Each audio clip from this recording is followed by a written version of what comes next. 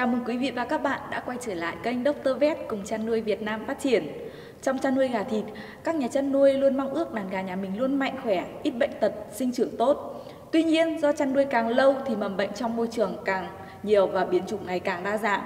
Và để phòng ngừa và điều trị thì quý bà con có rất nhiều kháng sinh để lựa chọn. Tuy nhiên thì tùy từng giai đoạn phát triển mà chúng ta có những loại thuốc kháng sinh phù hợp để tránh hiện tượng sốc thuốc, nhờn thuốc. Ngoài ra, khi phối hợp kháng sinh cũng có rất nhiều điều cần chú ý vì chúng đối kháng với nhau. Và trong chuyên đề ngày hôm nay, Dr. Vet sẽ cùng bà con đi tìm hiểu về kháng sinh Thiamulin. Thứ nhất, tìm hiểu về Thiamulin đối với gà. Thiamulin là chất bột màu trắng ngà, mịn, tơi, dễ hút ẩm khi ra ngoài không khí, tan trong nước, trong cồn và có mùi hắc. Thiamulin có thể điều chế ở dạng thuốc bột, thuốc tiêm.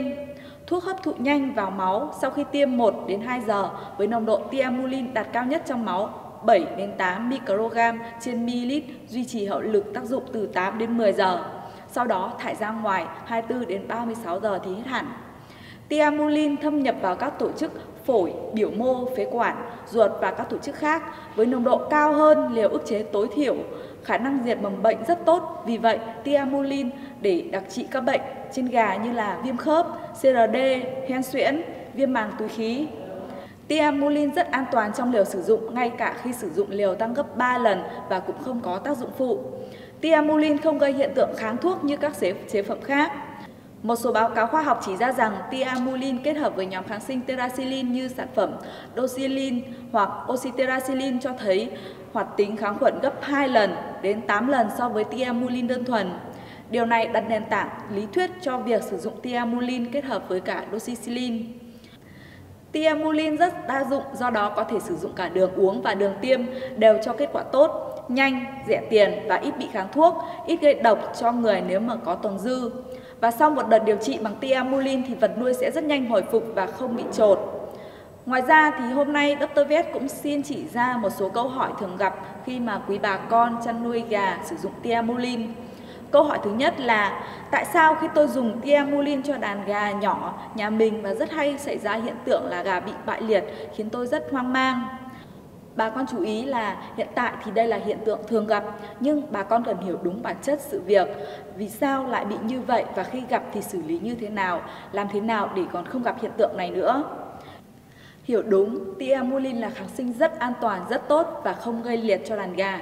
Nhưng khi Thiamulin kết hợp với thuốc kháng cầu trùng Ionophor, kháng cầu trùng như Moneracin, Naracin, Salinomycin, Maduramycin lại khiến đàn gà bị liệt, thần kinh hoặc chết. Vậy nhóm kháng cầu trùng Ionophor thường có ở đâu?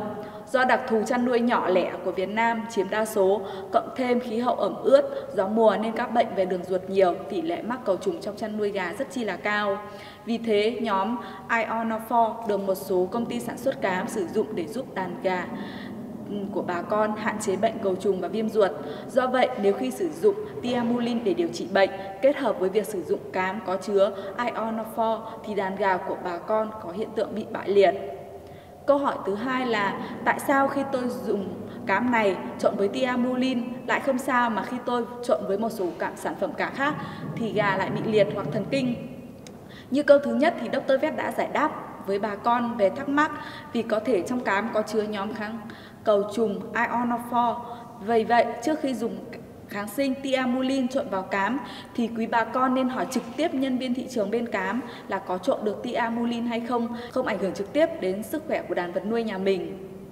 Câu hỏi thứ ba là có phải trộn Thiamulin quá liều làm gà bị liệt? Như ở phần trước Dr. Vet đã nói thì Thiamulin rất an toàn đối với gia cầm, nếu sử dụng liều gấp 2 đến 3 lần cũng không gây hiện tượng liệt cho đàn gà. Dùng Thiamulin rất ít tác dụng phụ và không gây còi cọc chậm lớn. Tất nhiên chúng tôi không khuyên bà con lạm dụng hoặc tăng quá liều, mà hãy sử dụng theo liều khuyến cáo của nhà sản xuất hoặc bác sĩ thú y để có một hiệu quả tốt nhất. Câu 4 là khi sử dụng Thiamulin gà bị liệt do trong cám có thuốc kháng cầu trùng Ionophor thì bà con phải làm như thế nào? Trong trường hợp này thì bà con đừng vội quy chụp trách nhiệm cho ông bán cám hay là bà bán thuốc làm hỏng đàn gà nhà mình, mà cần phải thực hiện ngay các bước sau.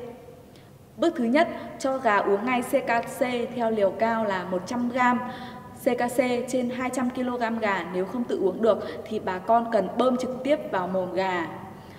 Bước thứ hai, cho uống giải độc gan thận loại tốt nhất như sản phẩm Kinetic của công ty Sao Mai, hoặc sản phẩm Foretic của Vifavet, hoặc sản phẩm Intertonic của Interchemi Hà Lan.